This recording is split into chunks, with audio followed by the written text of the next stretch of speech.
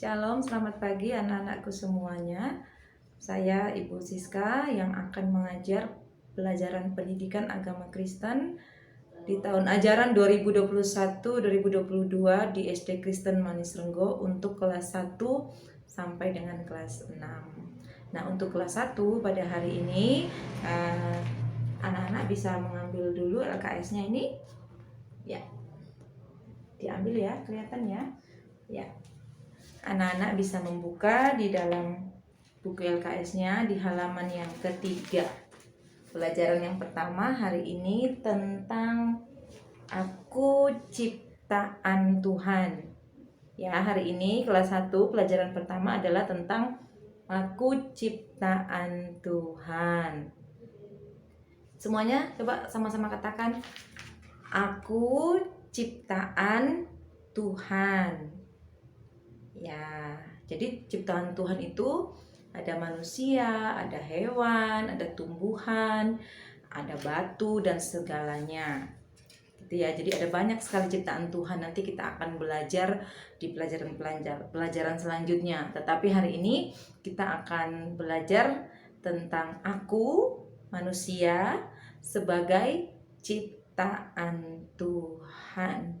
Nah, sebelum kita akan membaca ayat panduannya, yaitu Kejadian 1 ayat 27, Bu Siska mengajak anak-anak semuanya untuk bernyanyi. Setelah bernyanyi, kita akan membacakan firman Tuhan dalam Kejadian 1 ayat 27.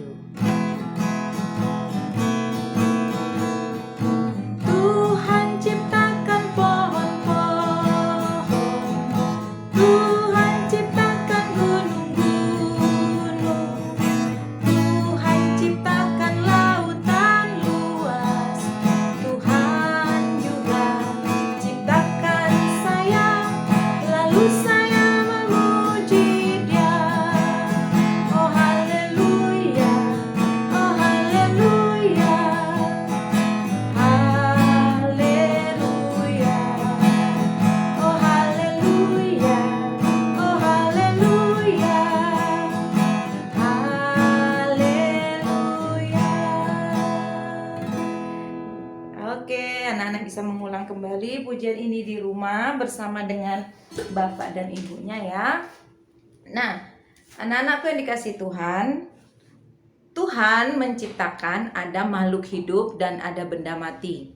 Makhluk hidup itu ada 3 yang diciptakan Tuhan, yaitu manusia, hewan, dan tumbuhan.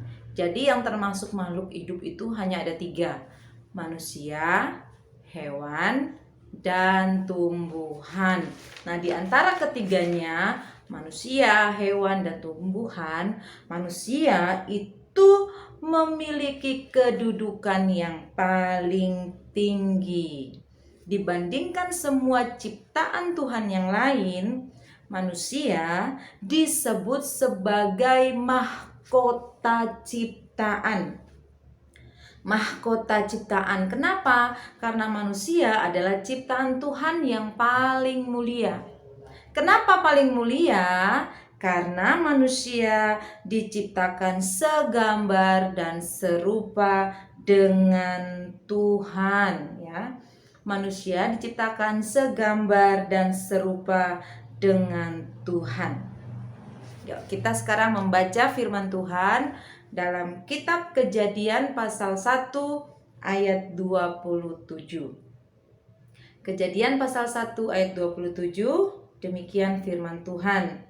Maka Allah menciptakan manusia itu menurut gambarnya.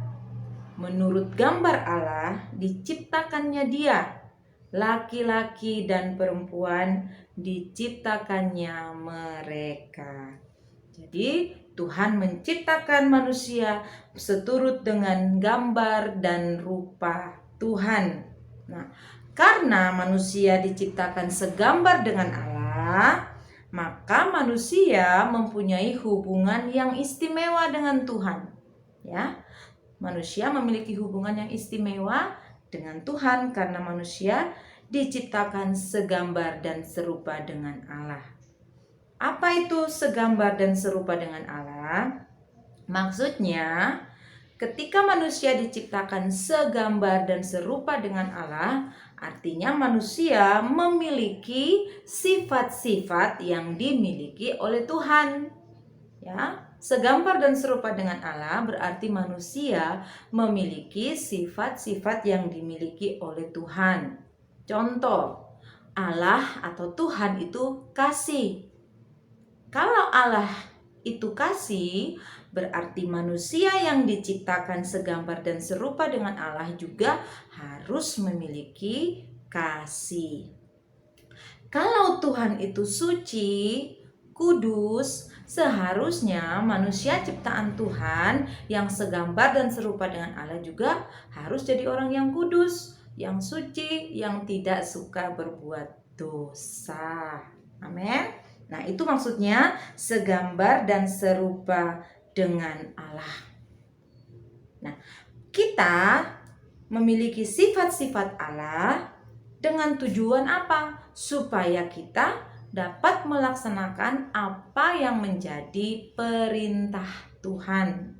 Ya, jadi kita memiliki sifat-sifat Allah supaya kita dapat melakukan apa yang menjadi perintah Tuhan. Nah, sekarang waktu Tuhan menciptakan manusia, ada tugas yang diberikan oleh Tuhan. Jadi ketika Tuhan menciptakan manusia, Tuhan memberikan tugas kepada manusia terhadap ciptaan Tuhan yang lain. Apa tugasnya? Nah, Tuhan memberikan tugas kepada manusia untuk merawat, untuk memelihara, dan untuk menjaga ciptaan Tuhan.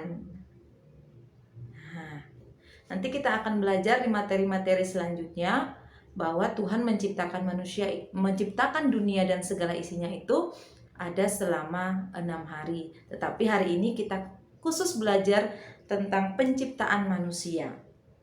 Nah, manusia diciptakan Tuhan pada hari yang ke-6. Jadi yang pertama Tuhan menciptakan, nanti kita belajar ulang ya. Jadi ada 6 hari penciptaan. Ada hari pertama terang, kedua cakrawala, yang ketiga hari ketiga Tuhan menciptakan daratan, lautan, dan tumbuh-tumbuhan. Hari keempat Tuhan menciptakan benda-benda penerang. Hari kelima Tuhan menciptakan hewan di darat dan hewan di laut dan di udara. Hari keenam Tuhan menciptakan hewan di darat dan manusia. Jadi manusia diciptakan pada hari terakhir, hari keenam. Kenapa hari keenam? Tuhan menciptakan manusia supaya semua keperluan manusia sudah terpenuhi. Kalau manusia diciptakan hari pertama, dunia masih gelap. Kalau manusia diciptakan hari ketiga, belum ada daratan, belum ada lautan, semuanya masih air, belum ada daratan, manusia bisa tenggelam. Kalau manusia diciptakan pada hari kelima, belum ada hewan, belum ada yang bisa dimakan, manusia juga akan kelaparan. Sehingga Tuhan menciptakan manusia pada hari yang keenam supaya semua kebutuhan manusia sudah dipenuhi. Oke? Jadi anak-anakku, hari ini kita belajar di sini ya, sampai di sini bahwa manusia diciptakan segambar dan serupa dengan Allah, artinya memiliki sifat-sifat Allah dengan tujuan supaya manusia dapat melakukan apa yang Tuhan inginkan. Dan diingat tadi ada 3 makhluk hidup yang diciptakan Tuhan, yaitu hewan, tumbuhan, dan manusia. Oke, untuk hari ini anak-anak, tugas anak-anak setelah mendengar video ini adalah menghafalkan Kejadian pasal 1 ayat 27. Bisa? Yuk, sama-sama kita bacakan. Setelah itu anak-anak akan menghafalkan. Nanti kalau sudah hafal baru dikirimkan ke Bu Siska dalam bentuk rekaman. Bisa dibantu oleh orang tua. Kita coba bersama-sama dulu ya. Kejadian pasal 1 ayat 27. Maka Allah menciptakan manusia itu menurut gambarnya. Menurut gambar Allah diciptakannya dia, laki-laki dan perempuan diciptakannya mereka. Haleluya. Bisa ya? Oke. Demikian pelajaran hari ini. Tetap semangat, jangan putus asa. Kita yakin kita semua bisa. Terima kasih untuk Bapak Ibu yang sudah setia membimbing anak-anaknya di rumah. Tetap semangat. Tuhan Yesus memberkati.